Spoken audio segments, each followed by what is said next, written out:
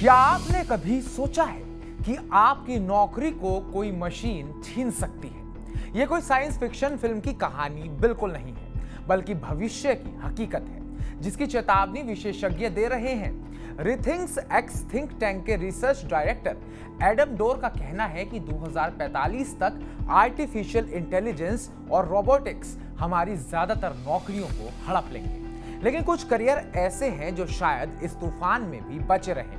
आइए इस रोमांचक और थोड़े डरावने भविष्य की कहानी को आसान तरीके से समझते हैं। वो कौन से करियर हैं जिन पर एआई का कोई असर नहीं पड़ेगा, उनके बारे में भी इस वीडियो में जानते हैं। नमस्कार, मैं उत्कर्ष प्रताप सिंह और आप देख रहे हैं टीवी 9 भारतवर्ष। एडम डोर ने द गार्जियन को बताया कि एआई और रोबोट्स इतनी तेजी से आगे बढ़ रहे हैं कि वो इंसानों से ज्यादा तेज, सटीक और सस्ते हो जाएंगे। ये कोई धीमी प्रक्रिया नहीं है, बल्कि एक तेज उथल-पुथल मचाने वाला बदलाव है।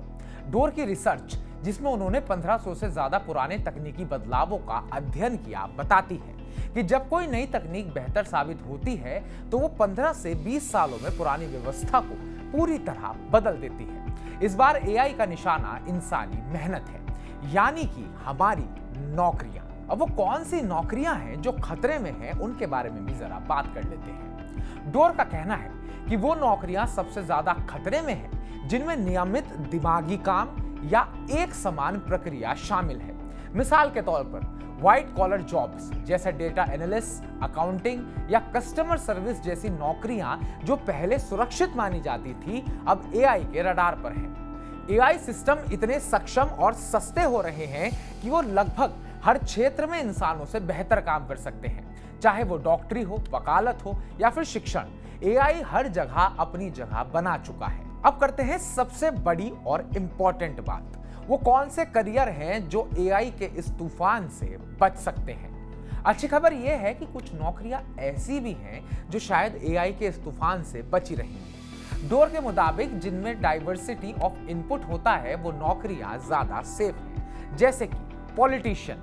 नेताओं का काम भावनात्मक बुद्धिमत्ता और लोगों का विश्वास जीतने पर निर्भर करता है, जो एआई के लिए मुश्किल है। क्रिएटिव आर्ट्स, कुछ रचनात्मक काम जैसे लेखन, कलाकार या संगीतकार जो मौलिक विचारों और गहरी भावनाओं पर आधारित है, एआई के लिए पूरी तरह बदलना मुश्किल है। मनोवैज्ञानिक और काउंसलर, मनोवैज्ञानिक थेरेपिस्ट या काउंसलर का काम इंसानी मन की गहराइयों को समझने और भावनात्मक सहारा देने पर आधारित है। सामाजिक कार्यकर्ता और शिक्षक, सामाजिक कार्यकर्ता और कुछ खास शिक्षक जो बच्चों या विशेष समुदायों के साथ काम करते हैं, उनके काम में इंसानी स्पर्श और संवेदनशीलता की जरूरत होती है।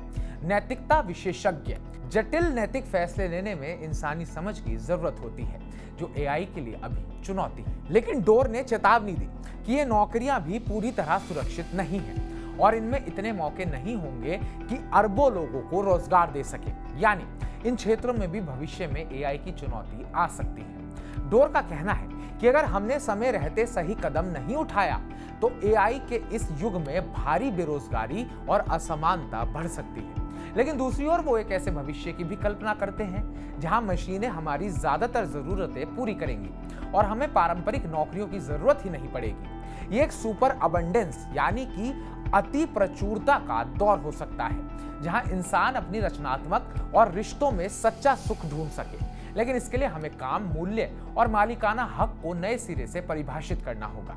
डोर कहते हैं हमें नए आर्थिक मॉडल्स के साथ प्रयोग करने होंगे ताकि इस बदलाव का फायदा सभी को मिल सके। अब ये भी बात कर लेते हैं कि हम इसमें कर क्या सकते हैं, हमें क्या करना चाहिए।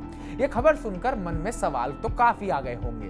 क्या हम इस बदलाव के लिए तैयार हैं? क्या हमारी सरकारें और समाज इस तेजी से बढ़ रहे भविष्य के लिए सही नीतियां बना पाएंगे? अगर हम अभी से सही सवाल पूछना शुरू करें और लचीले अनुकूलीय रास्ते अपनाएं तो शायद हम इस तकनीकी क्रांति को अवसर में बदल सकें। डोर का मानना है कि ये इंसानियत के लिए सबसे शानदार चीज हो सकती है, बशर्ते हम सही दिशा में कदम उठाएं।